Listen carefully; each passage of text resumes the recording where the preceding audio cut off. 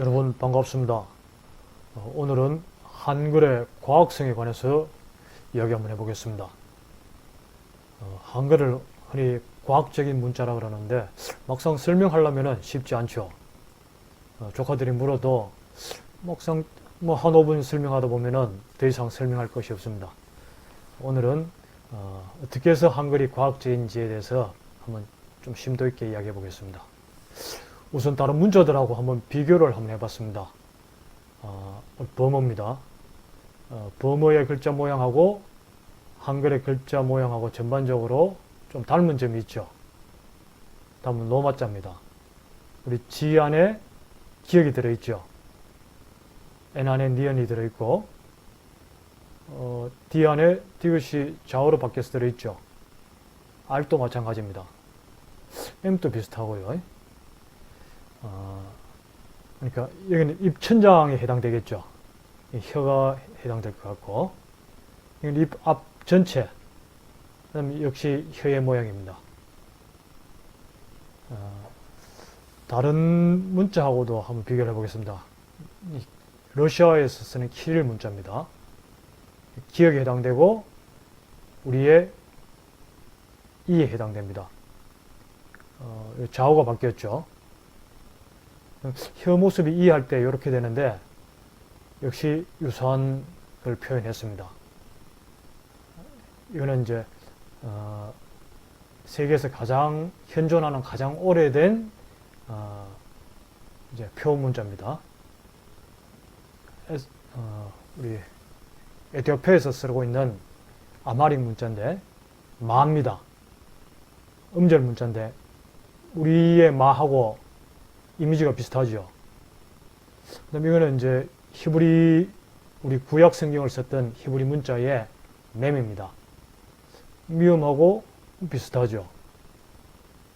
그다음 이제 히라가나입니다. 일본의 히라가나인데 우리 가나카나는 우리 신라 불경에 각필했는 것을 썼다는 것이 최근에 밝혀졌죠. 일본 학자에 의해서 완전히 밝혀졌습니다. 근데 히라가나도 이렇게 자세히 보면은 획을 지금 지우지 않고 요 획을 앞으로만 내면은 가하고 닮았습니다. 나도 마찬가지입니다. 다도 또 마찬가지입니다. 그럼 왜 이런 현상이 일어날까? 참 묘하죠. 그런데 우리 한글 창제했던 세종대왕님과 그 주위 분들의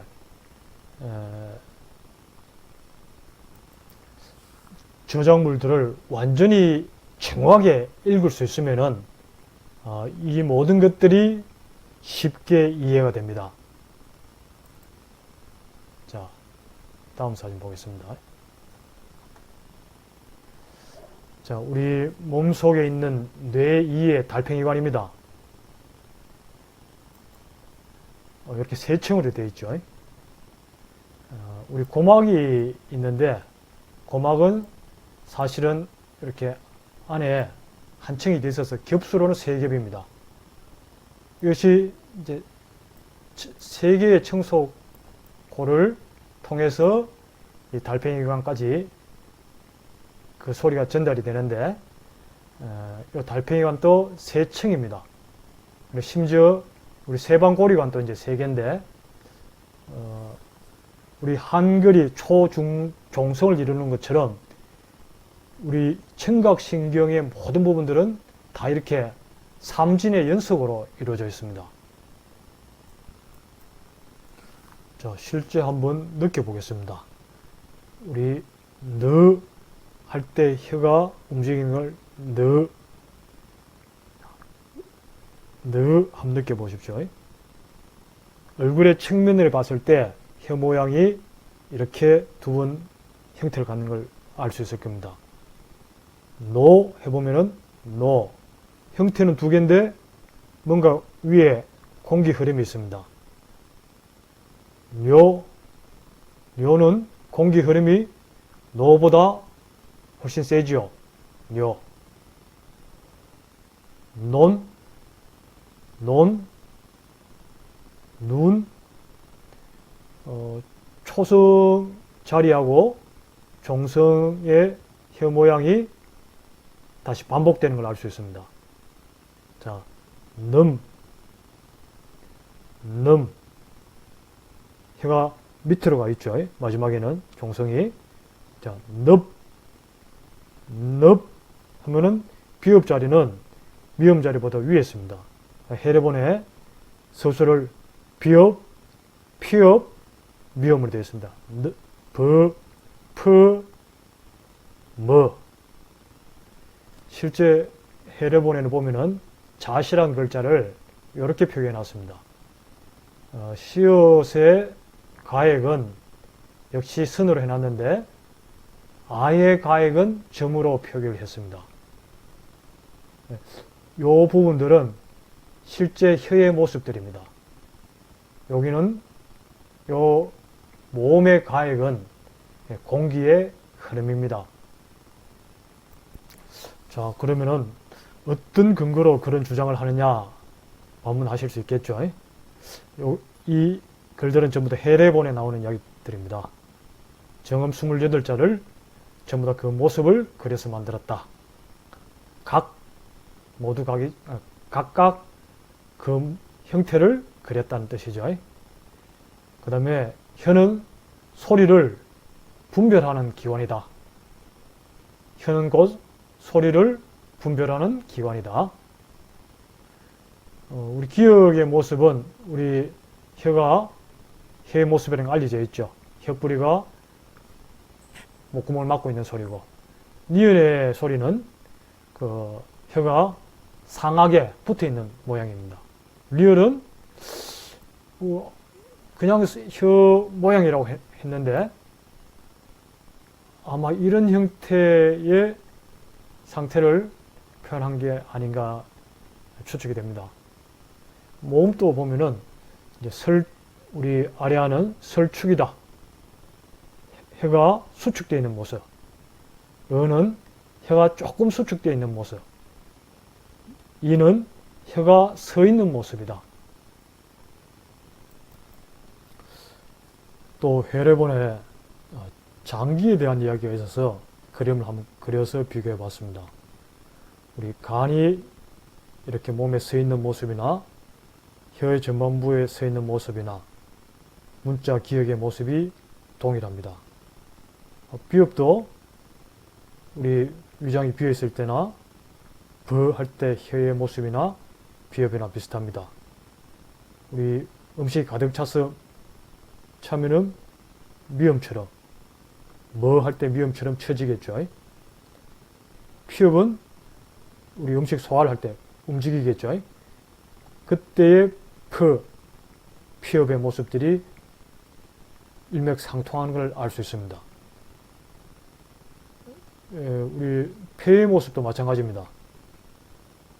폐의 모습, 혀 전반부의 모습, 우리 씨앗의 모습이 거의 비슷합니다. 이 사진은 이제 우리 흉곽에 있는 장기와 복강에 있는 장기를 한번 구분해 봤습니다. 구분해 봤는데 흉곽에 있는 장기들은 공기가 돌아서 위로부터 큰 압을 받지 않으니까 공기가 아래 위로 다닙니다. 혈액도 마찬가지입니다. 그런데 이 상음에 해당되는 시옷의 최종 가액이 상하로 되어 있습니다.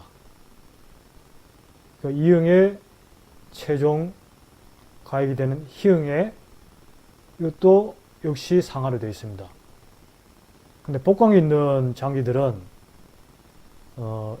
어떻게 되어 있냐면은 이렇게 가로로 되어 있습니다. 간에서 만들어진 간접들이 쓸개를 향해서 이런 형태로 움직이겠죠. 그런 것들이 기억에서 기억이 될 때 역시 같은 성질입니다.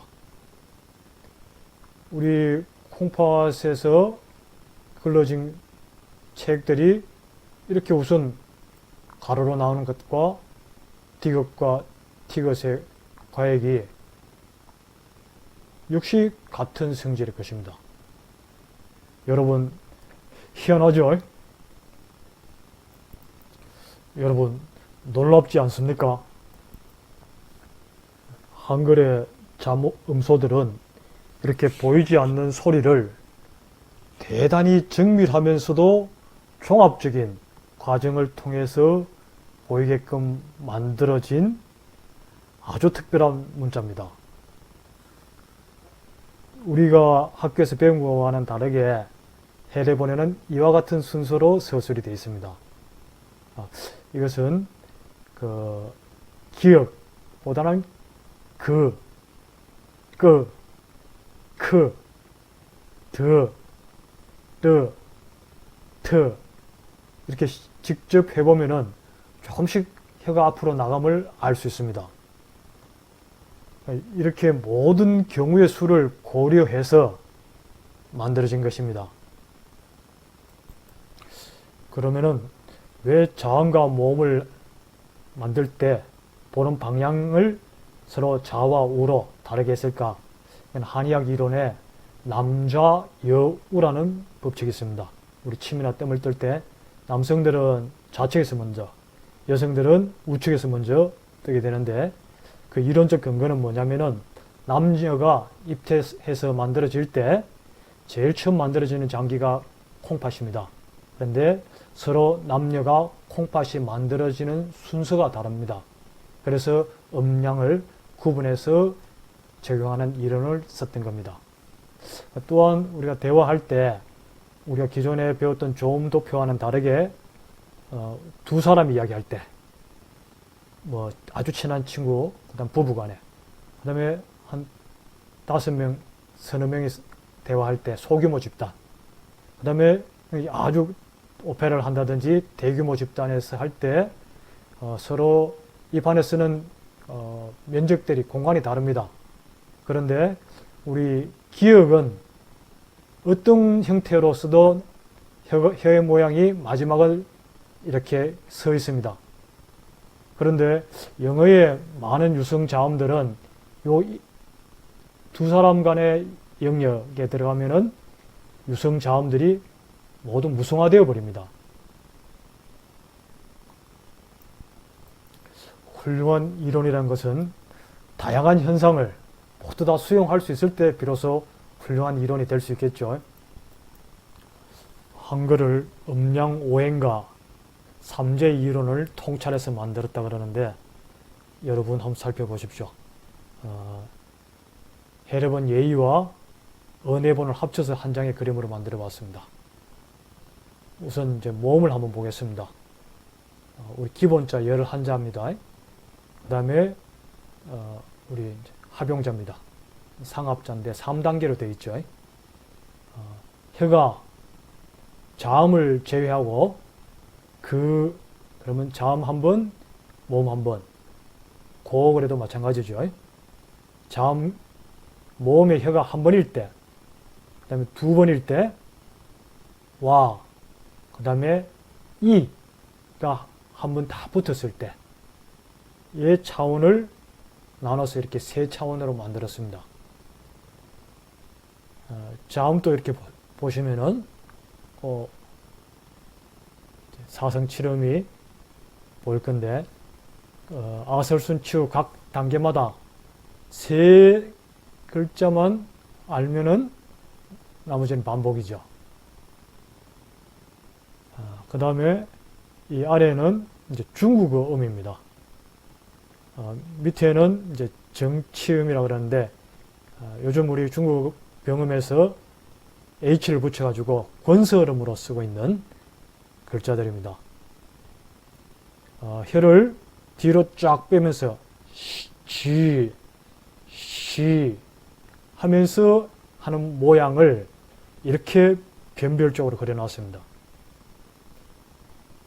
이거는 혀가 이빨 머리에 가 있는 모습 중,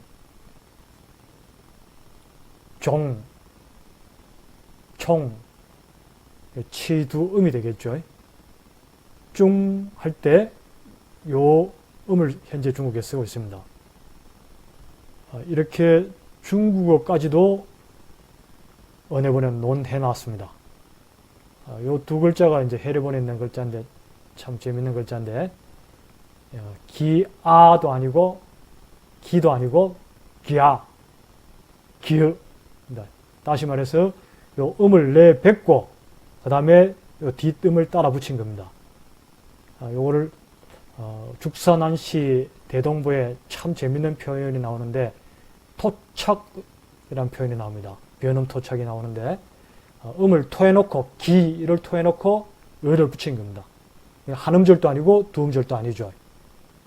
입에서 흙이 나왔으니까 토한 거고 양의 눈이 틀 때문에 딱 붙어 있는 거죠. 이 음에 대한 표현으로서는 가장 적합한 표현입니다. 학자들이 견묘음이다, 복모음이다, 뭐 여러 가지 이야기를 하는데 그 어떤 것도 음 자체를 논하지는 못하는데 토착음이라 그러면은 이 음의 성질을 그대로 논하는 게 되죠.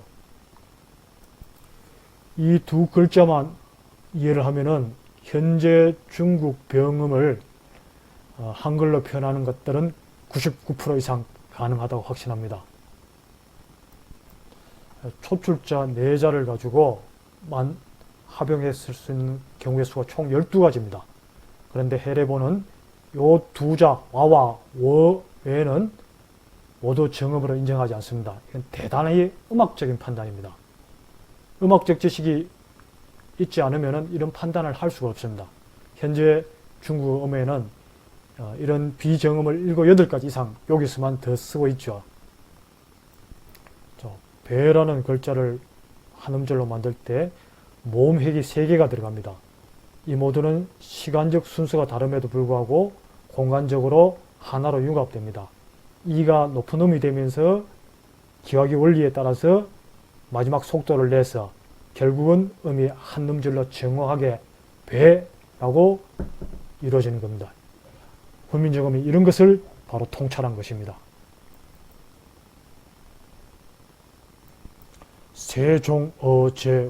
세종어제훈민정음입니다. 동국정원의 음은 결코 홍무정음을 모방한 것이 아니죠. 민자 한자 외에는 같은 게 없습니다. 또한 대단히 정밀한 표기 방식이지 가상의 음을 표현한 것도 아닙니다. 세종대왕을 가장 모욕적으로 이야기한 것이 이 가상의 음이라는 겁니다. 조작했다는 이야기인데 있을 수 없는 이야기죠.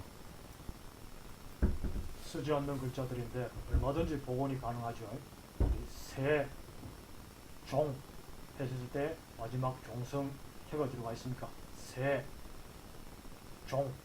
왜 예대형을 이렇게 표시했는지 이해가 가시죠? 자, 둘이 할 때 이 해가 이런 모양을 취하죠. 그 다음에 사람마다 하고자 할 때 하 할 때 해의 모습이 이렇게 아래의 모습이 됩니다. 크게 어렵지 않습니다. 88년도 개정된 문법에 의해서 사이 소리를 이렇게 사이 시옷으로 적고 있는데 동국정원의 학교 교자를 이렇게 표현하고 있습니다. 정확한 교입니다. 근데 곁 이렇게 뿌리면 양성제출자의 아래 시옷이 우리 중국어에서 쓰는 시두음 시옷이 되어버립니다. 곁, 학곁길 굉장히 격하죠.